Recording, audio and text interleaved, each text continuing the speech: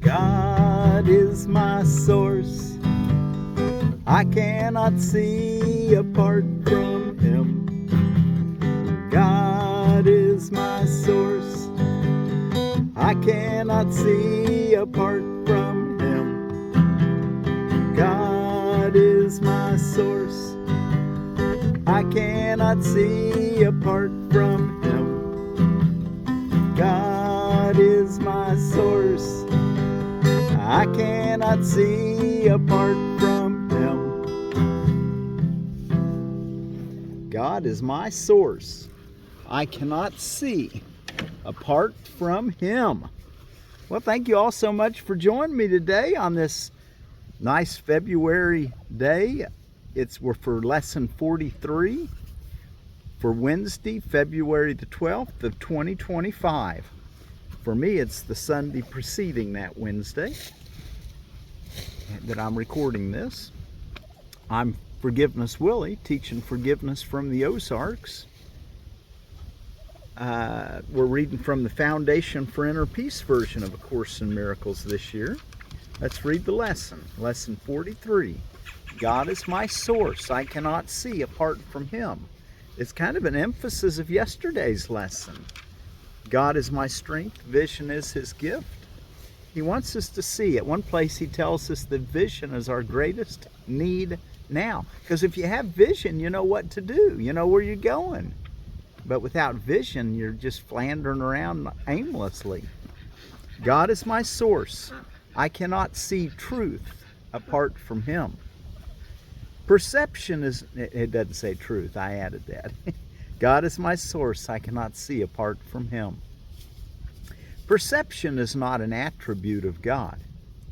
His is the realm of knowledge. Yet He has created the Holy Spirit as the mediator between perception and knowledge. Without this link with God, perception would have replaced knowledge forever in your mind. With this link with God, perception will become so changed and purified that it will lead to knowledge. Like I've told you before, I think I've told you this year, but anyway, I think of the Holy Spirit as the connecting link that connects us all, the glue, the love that connects us all. The connecting link. With this link with God, perception will become so changed and purified that it will lead to knowledge, because you're going to get your ego, the meaninglessness part of you, out of the way. That is its function as the Holy Spirit sees it. Perception. That is its function, the Holy Spirit's function. With this link with God, perception will become so changed and purified that it will lead to knowledge. That is its function as the Holy Spirit sees it. Therefore, that is its function in truth. In God you cannot see. Perception has no function in God and does not exist. Yet in salvation, which is the undoing of what never was, perception has a mighty purpose. It must become the means for the restoration. It has a mighty purpose. Made by the Son of God for an unholy purpose, it must become the means for the restoration of His holiness to His awareness.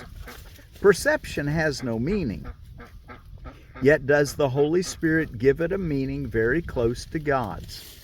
Healed perception becomes the means by which the Son of God forgives His brother, and thus forgives Himself. You forgive your brother, you're forgiving yourself. Healed perception becomes the means by which the Son of God forgives His brother. Just going to see what's true instead of the illusion. That's the healing of perception. Healed perception becomes the means by which the Son of God forgives His brother and thus forgives Himself. You cannot see apart from God because you cannot be apart from God. Whatever you do in Him, because whatever you think with His mind. If vision is real, and it is real to the extent to which it shares the Holy Spirit's purpose, then you cannot see apart from God. 3 5-minute practice periods are required today, one as early and one as late as possible in the day. The third may be undertaken at the most convenient and suitable time that circumstances and readiness permit. At the beginning of these practice periods, repeat the idea for today to yourself with eyes open. Then glance around you for a short time, applying the idea specifically to what you see. 4 or 5 subjects for this phase of the practice period are sufficient. You might say, for example, God is my source. I cannot see this, and whatever you're looking at, name it, apart from Him. The examples he gives is, I cannot see this desk apart from Him. I cannot see that picture apart from Him. I cannot see that duck apart from Him. This thing make a lot of noise. Sorry about that. But anyway, they tend to hang out wherever I'm at. They like to come out and hang out. The ducks, the chickens, and the turkeys, they're all right around me. So anyway, so you'll start by having these 3 5-minute periods today. You're going to start with your eyes open and just say, God.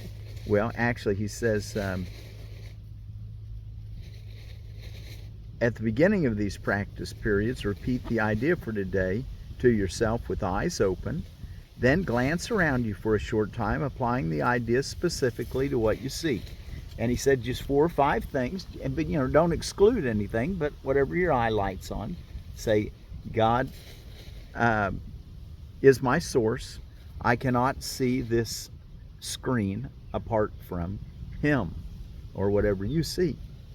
Although that's something we both share right this moment when you're watching this, the screen. Although this part of the exercise period should be relatively short, be sure that you select the subjects for this phase of practice indiscriminately, without self-directed inclusion or exclusion.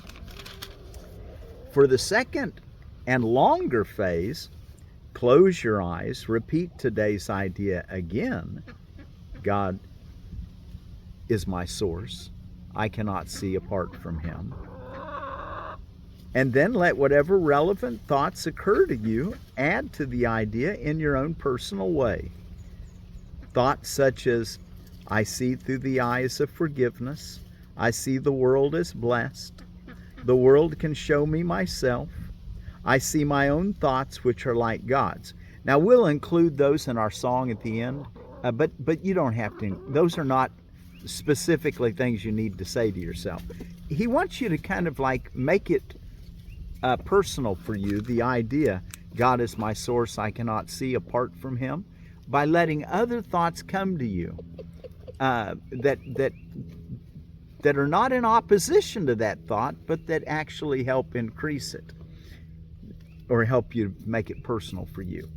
Any thought related more or less directly to today's idea is suitable. The thoughts need not bear any obvious relationship to the idea, but they should not be in opposition to it. If you find your mind wandering, if you begin to be aware of thoughts which are clearly out of accord with today's idea, or if you seem to be unable to think of anything, open your eyes, repeat the first phase of the exercise period, and then attempt the second phase again. So when he says that if you don't think of anything, in some forms of meditation, that's actually a desirable trait. But in what he's trying to get us to do is to make like I said, make the idea for today personal by other ideas that kind of help it, give it such substance in your mind. So we don't want our minds just to not think of anything in these little practice periods. I thought that might need a little bit of clarification, because there are times when we want to let our minds go blank. It's actually desirable, but that's not what he's wanting to do at this point, is what I'm trying to say, or on this practice period. God is my source, I cannot see apart from Him. And if it does, where you don't think of anything and you can't really think, you don't want to force it either. Don't use a lot of effort. Just let it kind of come. But if it doesn't happen, he says, well, go back to the first phase again, open your eyes, and look around 3 or 4 subjects that's saying, God is my source, I cannot see that, whatever, that turkey right there, or that duck right there, differently. Or, excuse me, I cannot see that duck apart from him, or whatever you might be seeing at the time. Do not allow any protracted period to occur in which you become preoccupied with irrelevant thoughts. Return to the first phase of the exercises as often as necessary to prevent this. Okay? In applying, so if you just sit there and you're not doing anything, well then go back to the first phase of the exercise period again. In applying today's idea in the shorter practice periods, the form may vary according to the circumstances and situations in which you find yourself during the day. When you are with someone else, for example, try to remember to tell him silently, God is my source, I cannot see you apart from him. This form is equally applicable to strangers as it is to those who you think are closer to you. In fact, try not to make distinctions of this kind at all. This form is equally applicable to strangers as it is to those you think are closer to you. In fact, try not to make distinctions of this kind at all. Of strangers and closer to you, don't make that distinction. Just consider everyone part of the Christ. Today's idea should also be applied throughout the day to various situations and events that may occur, particularly to those which seem to distress you in any way. For this purpose, apply the idea in this form. God is my source. I cannot see this apart from him. If no particular subject presents itself to your awareness at the time, merely repeat the idea in its original form. God is my source. I cannot see apart from him. Try today not to allow any long periods of time to slip by without remembering today's idea, and thus remembering your function. So don't let there be long periods during your 5-minute practice period where you don't be thinking of this idea or a related thought. And during the day, on the shorter applications, don't let there be long periods where you don't think about the idea. God is my source. I cannot see apart from him. And apply it to what's going on around you. Okay, let's go look in our text reading, The Lessons of Love, chapter 6. We're ready for Roman numeral 2, the alternative to projection. Let's read about the first 7 paragraphs for today. Any split in mind must involve a rejection of part of it, and this is the belief in separation. The wholeness of God, which is his peace, cannot be appreciated except by a whole mind that recognizes the wholeness of God's creation. By this recognition, it knows its creator. Exclusion and separation are synonymous, as are separation and dissociation. We have said before that the separation was and is dissociation, and that once it occurs, projection becomes its main defense, or the device that keeps it going. The reason, however, may not be so obvious as you think, paragraph 2,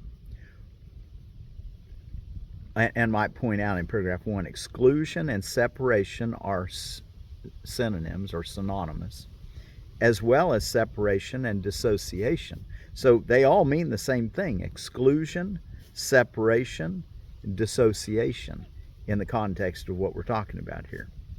What you project, you disown, and therefore do not believe is yours. You are excluding yourself by the very judgment that you are different from the one on whom you project.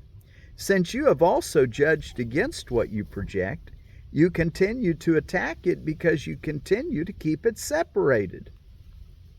By doing this unconsciously, you try to keep the fact that you attacked yourself out of awareness, and thus imagine that you have made yourself safe. Wow, what we've been doing unconsciously. That's why we want to take these quiet times so we can let what was unconscious start coming back into consciousness, and we can choose again, make a new choice. Paragraph 3. Yet projection will always hurt you. It reinforces your belief in your own split mind, and its only purpose is to keep the separation going. It is solely a device of the ego to make you feel different from your brothers and separated from them. The ego justifies this on the grounds that it makes you seem better than they are, thus obscuring your equality with them still further. Projection and attack are inevitably related, because projection is always a means of justifying attack. Anger without projection is impossible. The ego uses projection only to destroy your perception of both yourself and your brothers. The ego uses projection only to destroy your perception of both yourself and your brother. The process begins by excluding something that exists in you but which you do not want, and leads directly to excluding you from your brothers. Paragraph 4, we have learned, however, that there is an alternative to projection. Every ability of the ego has a better use because its abilities are directed by the mind, which has a better voice, the Holy Spirit's voice instead of the ego's. The Holy Spirit extends itself, love. The ego projects. So projection is it's still the idea of going out. But love extends itself where the ego, fear, projects, gets rid of its fear by blame. The Holy Spirit extends and the ego projects. As their goals are opposed, so is the result. Paragraph 5, the Holy Spirit begins by perceiving you as perfect. Knowing this perfection is shared, he recognizes it in others, thus strengthening it in both. Instead of anger, this arouses love for both, because it establishes inclusion. Perceiving equality, the Holy Spirit perceives equal needs. This invites atonement automatically, because atonement is the one need in this world that is universal. To perceive yourself this way is the only way in which you can find happiness in the world. Wow, catch that. Perceiving equality, the Holy Spirit perceives equal needs. Sees that you have the same need as your brother, the need to be of one mind. Perceiving equality, the Holy Spirit perceives equal needs. This invites atonement automatically, because atonement is the one need in this world that is universal. The interlocking chain of forgiveness, we all need it. We all need a clean slate, get rid of the judgments we've been making. To perceive yourself this way is the only way in which you can find happiness in the world. That is because it is the acknowledgement that you are not in this world, for the world is unhappy. 6. How else can you find joy in a joyless place, except by realizing that you are not there? You cannot be anywhere God did not put you, and God created you as part of Him. That is both where you are and what you are. It is completely unalterable. You're in the kingdom of heaven and always will be. It is completely unalterable. It is total inclusion. You cannot change it now or ever. It is forever true. It is not a belief, but a fact. Anything that God created is as true as He is. Its truth lies only in its perfect inclusion in Him, who alone is perfect. To deny this is to deny yourself and Him, since it is impossible to accept one without the other. And we'll read paragraph 7 today, then we'll stop. The perfect equality of the Holy Spirit's perception is the reflection of the perfect equality of God's knowing. The ego's perception has no counterpart in God, but the Holy Spirit remains the bridge between perception and knowledge. By enabling you to use perception in a way that reflects knowledge, you will ultimately remember knowledge. Remember it. The ego would prefer to believe that this memory is impossible, yet it is your perception the Holy Spirit guides. Your perception will end where it began. Everything meets in God, because everything was created by Him and in Him. Perfect inclusion. Never ended, never stops. Okay, God is my source. I cannot see apart from Him. Let's recognize that we want that awareness, that reality, that seeing, opening the third eye. Okay, what's going on around the world? Well, happy full moon. It's full moon today. In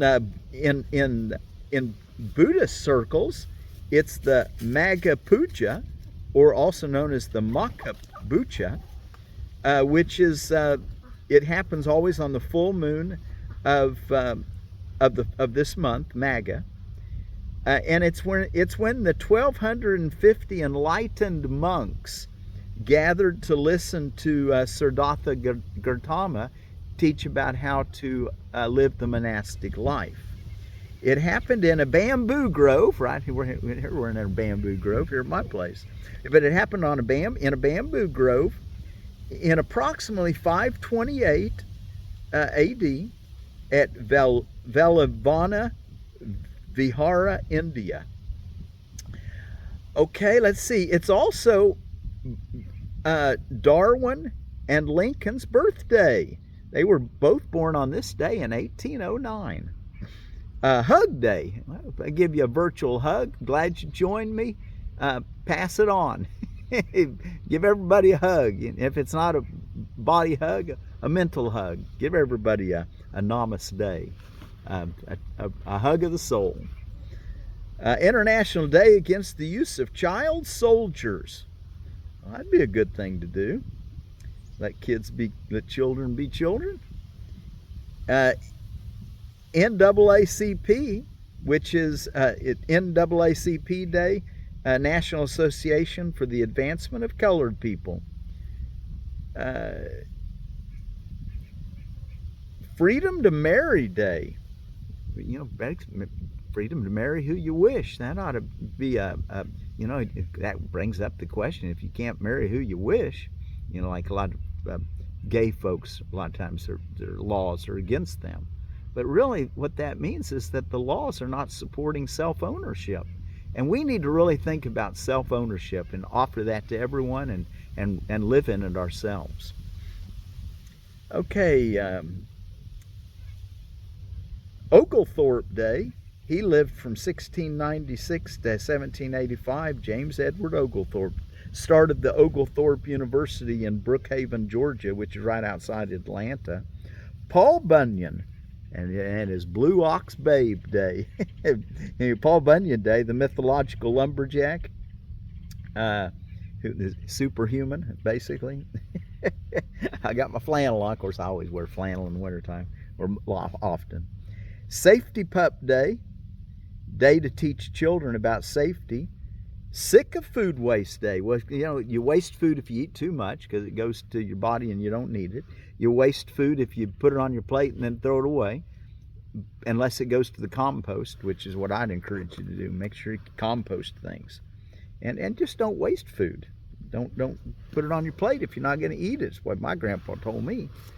Okay, and out of edible landscaping, we've got the Ochlockonee rabbit eye blueberry. It's a Vaccinium virgatum. It's a virgatum instead of a coriambossum or a daralwi. Okay, and it says of the Ochlockonee blueberry, field observations indicate Ochlockonee is more resistant to bacterial canker than other rabbit eyes. Plants are vigorous and upright, produces abundant fruiting stems annually with only moderate growth. Berries ripen about 1 week after Tiff blue and are larger. Color, firmness, and flavor are similar to Tiff blue and powder blue. Ochlockonee generally flowers late enough to escape spring freezes in south and middle Georgia. Estimated chill requirement of the variety is 650 to 700 hours. That's below 45 degrees. Zone 7 to 10. Okay, well, let's close, and it looks like we've got enough time to do one of your meditations, so let's start right now. And our word for our piece will be Algonquin. At least I'll get you started, and then you can finish it with the video off. Algonquin word for peace is, let's see if I can get it right. I've actually got it phonetically. Wâki, Ijiwebis-I. Wâki, Ijiwebis-I. That's actually the right pronunciation, I think. I probably don't say it as smoothly as a native. Wâki, Ijiwebis-I. Now let's do a short one together, and then you can continue on your own. God is my source. I cannot see apart from Him. God is my source. I cannot see apart from Him. God is my source. I cannot see that oak tree apart from Him, or whatever you're seeing. God is my source. I cannot see that apart from Him. God is my source. I cannot see apart from Him. Say whatever you're seeing. Just a couple more. God is my source. I cannot see that apart from Him. God is my source. I cannot see that apart from Him. Now close your eyes. God is my source.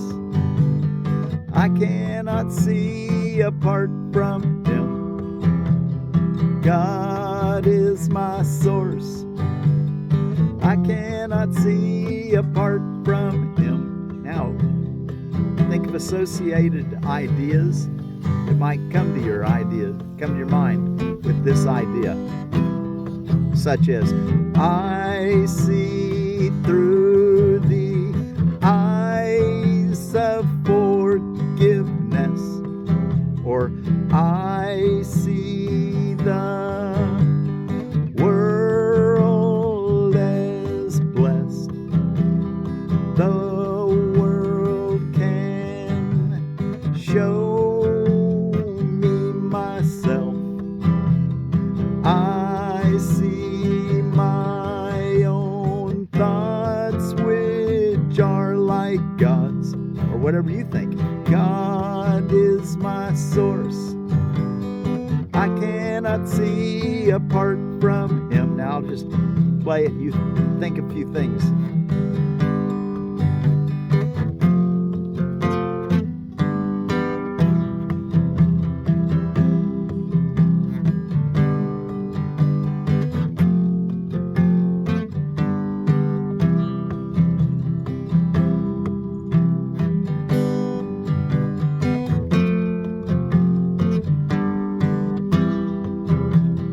God is my source. I cannot see apart from Him.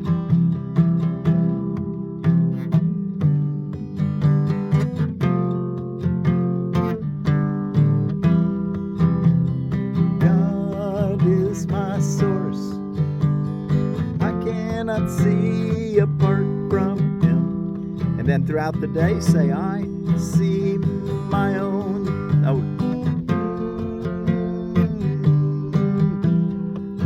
Actually, when you meet someone, say, God is my source. I cannot see you apart from Him. Or if you get distressed, God is my source. I cannot see this apart from Him. God is my source. I cannot see apart from Him. And go ahead and finish a couple minutes longer. And until tomorrow, tell yourself often, and then God is my source. I cannot see apart from him. Wâki Ijiwebis-I.